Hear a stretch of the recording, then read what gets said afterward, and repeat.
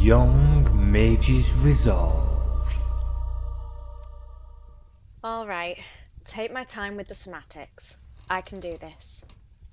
Alouna took a breath before starting to chant, slowly raising her hands, forming gestures as they began to emit a soft green glow.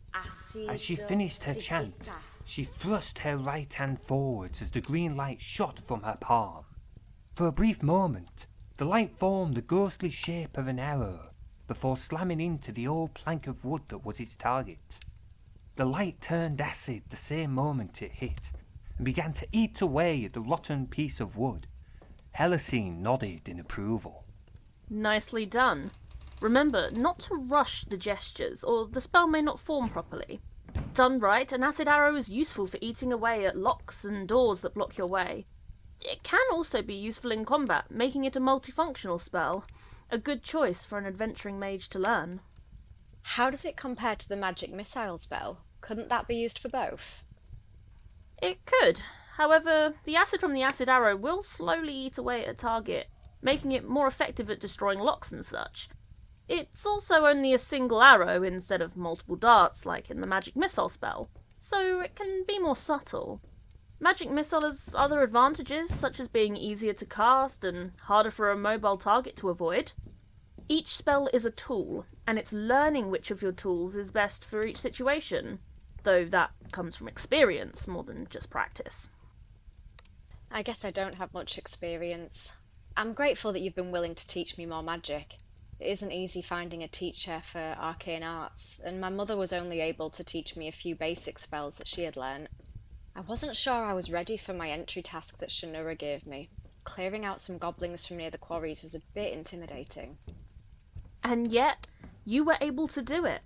Instead of tackling the problem head-on, you studied it, and decided to lure the 3 goblins out with illusions into a compromised area of the cave. Collapsing it after with a simple magic missile was well done. The plan maybe had some flaws, but it worked out. You showed the ability to think critically, if a little naively, which is more than most young mages can say, and some older mages. I guess. I appreciate that, thank you. I'm a little confused though. What was I naive about? You assumed your plan would work. A brow dressed in black leathers moved into view as she approached Alouna. She was only a few inches taller than the young mage, but carried herself with confidence, and her eyes holding an intense gaze. A silvery tattoo of intersecting lines over her left eye only served to make her more intimidating. When the guildmaster spoke, her voice held an edge that demanded Alouna listen. You had no past experience dealing with goblins and only common knowledge on what they're like. You also didn't consider factors such as if the whole cave was unstable, or what would happen if any of the goblins saw through your illusions. Could you have fought them off if they saw you? Well, no, If any aspect of your plan went wrong, you could have been buried under a cave-in or cornered by 3 angry goblins. Best case, they would have stolen all of your valuables and left you tied up in a cave to die. Worst case, they would have killed you where you stood. Shinura stood over Alouna, the brows staring her down, waiting for the half-elf's reaction. Intimidated, Alouna took a small step back and looked over at Helecyne for support, though the wood elf simply watched on with a wooden expression. Unsure what else to do, Alouna steeled herself and tried to meet Shinura's hard gaze. I did what I thought was best at the time. I know the plan had flaws and carried some risk, but I didn't have many options. I did the best I could at the time and still managed to complete the task. Was I really so wrong to believe the plan would work? Silence followed as Alouna tried to hold Shinura's gaze. A few moments passed before Shinura's expression softened, ever so slightly, to a look of satisfaction. So the young woman does have some steel, if only a little. Good. I don't doubt your ability to perform, but instead it was your naivete and confidence. You put too much trust in people and things you know little about without the experience to back it up if something goes wrong. You have shown intelligence, though, a trait lacked in many, including members of this guild. If you continue to use both your head and resolve in years to come, then you may just live long enough to overcome your weaknesses. You were testing me? To a degree. Just because you've joined the guild doesn't mean you can coast along now. Your entry task was only a taste of the work that you may need to complete here. Goblins will become the least of your worries. Her warning given, Shunura turned away from Alouna and left the way she came. The half-elf watched as the guildmaster left, unsure of what to make of their conversation. It's rare Shunura gives compliments. You should be proud of yourself.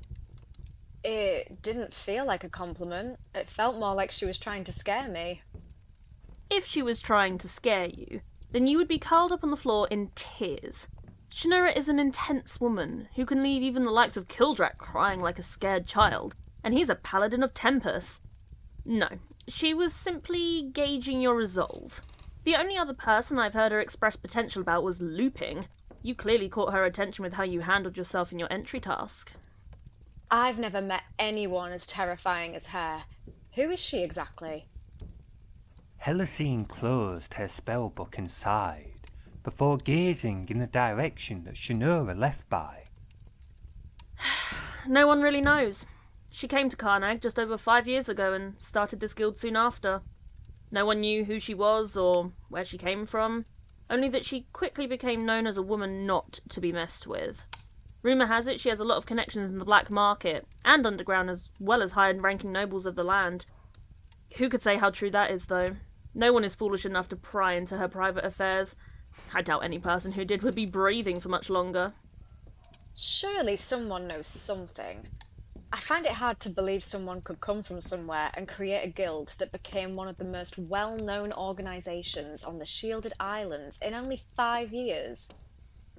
Helecyne turned to the young mage, eyes full of warning as she clasped both her hands together, leaning forward on the table she was sitting at. Alouna, we are both curious minds who like to learn and question the things around us. This is a key trait for a wizard after all, given much of what we do is research and experimentation to seek and create new magic. However, there are some secrets we can't learn, and others that are simply too dangerous to be worth seeking. Many mages have met their end by not knowing when to simply turn away. I suggest you consider this before probing Shunura's history. Alouna opened her mouth to speak, though stopped as she considered her teacher's words. She didn't see the harm in the questions she was asking, but the look on the wood elf's face convinced her not to ask further. She closed her mouth as she resigned herself to not getting the answers that she was asking for. Now, let's get back to your magic training. Your acid arrow is coming along nicely. How have you been progressing with your mage armor spell? Thanks for watching the video. If you want to see more content like this, then hit that subscribe button and click the notification bell. Don't forget to check out my character videos which give more details on the characters in this series. If you want to support these videos, then head over to my Ko-Fi, linked below.